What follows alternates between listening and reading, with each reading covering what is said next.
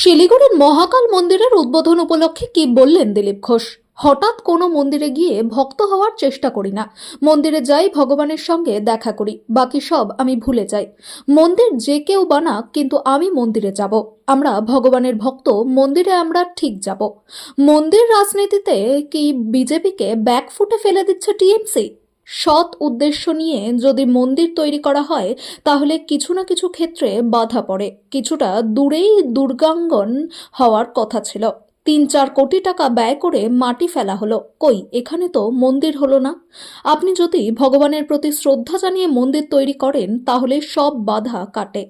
রাম মন্দির তৈরি করতে বিজেপি নৈতিকভাবে সাহায্য করেছে। সেইকে নরকাসুর বানিয়েছিল। তো অনেক খারাপ লোকও ভালো কাজ করে, তো আমরা নরকাসুরের নাম কেউ জানে না, কিন্তু কামাখ্যায় যায় মায়ের দর্শন করতে, লোকে আশীর্বাদ নিতে। তো মন্দির হবেই, আর আমরা যারা ভগবানের ভক্ত তারা মন্দিরে যাব। না, আপনি কি তার মানে একদম সরাসরি নরকাসুরই বলছেন? জেনে দেখুন, বলছে বহু লোক মন্দির বানিয়েছে, ভালো লোক খারাপ লোক সেটা কেউ বিচার করে না। ভগবানের মন্দির হয়েছে, সেখানে সবাই দর্শন করতে যায়, আর সেই মন্দির দিনের দিনে ভক্তদের শ্রদ্ধা ভক্তিতেই প্রচারিত হয়, আর সেটাই মনে থাকে। যুগ যুগ ধরে সেটাই পুজো হয়ে আসে, চলছে। ভারতবর্ষের কোনায় কোনায় হাজার হাজার মন্দির আছে, বিশাল বিশাল, মানে রাজারা বানিয়েছেন, সাধারণ মানুষ বানিয়েছে, কোনো ধার্মিক মানুষ ব্যবসায়ী বানিয়েছেন, বা কোনো অন্য ধরনের মানুষ। আমরা জানতাম ওই রাবণও মন্দির বানিয়েছিল, তো সেই পাতালে, সেখানে রামচন্দ্রকে নিয়ে গেছিল। তো মন্দির বানানো পূর্ণ কাজ মনে করা হয়েছে, যে কেউ বানাতে পারে। দিলীপদা, মন্দির আর বিজেপি এটা ভারতীয় রাজনীতিতে প্রায় সমার্থক, সেটা আপনি অস্বীকার করুন বা স্বীকার করুন। বিষয়টা হচ্ছে, মমতা বন্দ্যোপাধ্যায় দীঘার জগন্নাথ ধামের পরে অত্যন্ত দুটো আরও বড় ধর্মস্থান, একটা হচ্ছে দুর্গাঙ্গন, আমরা যেখানে দাঁড়িয়ে আছি সেখান থেকে বিচ্ছরা দূরত্বে, আর একটা হচ্ছে উত্তরবঙ্গে মহাকাল মন্দির।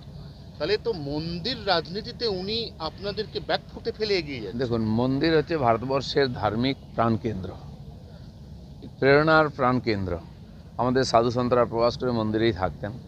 একবার আমরা সকালে ভগবানের কাছে মাথা টেকাতে যাই, তো সেই জন্য আর আমাদের সমাজের সংস্কার মন্দির থেকে প্রবাহিত হয়, কেন ভারতীয় সমাজকে জাগাতে হয়, মন্দিরকে কেন্দ্র করতে হবে। তাই বিজেপি সেটাকে মেনে নিয়েছে, দেশের সংস্কৃতিকে। আপনি এতদূর মহাকালে চলে গেলেন, সদুদ্দেশ্য নিয়ে যদি মন্দির না হয়, ভগবানও তাতে কিছু না কিছু বাধা দেয়। আমরা এখানে দাঁড়িয়ে আছি, সামনে বিশাল মাঠে দুর্গাঙ্গন হওয়ার কথা ছিল, ৩-৪ কোটি টাকা খরচা করে সেখানে মাটি ফেলা হলো, 6 মাসের পরিশ্রম বেকার হলো। এখানে তো হলো না, অন্য জায়গায় গিয়ে করতে হলো। তো আপনি যদি ভগবানের প্রতি শ্রদ্ধার সঙ্গে আপনি মন্দির তৈরি করেন, তাহলে আমরা বলি সব বাধা কেটে যায়। এখানে তো উল্টো হচ্ছে। তার মানে বিজেপি মন্দির করে শ্রদ্ধা দিয়ে, আর তৃণমূল মন্দির করে রাজনীতির জন্য। বিজেপি কোনো মন্দির করে না কোথাও। রাম মন্দির একটা বিতর্কিত বিষয়। 500 বছর ধরে আমাদের পূর্বপুরুষরা লড়াই করে বলিদান দিয়েছেন।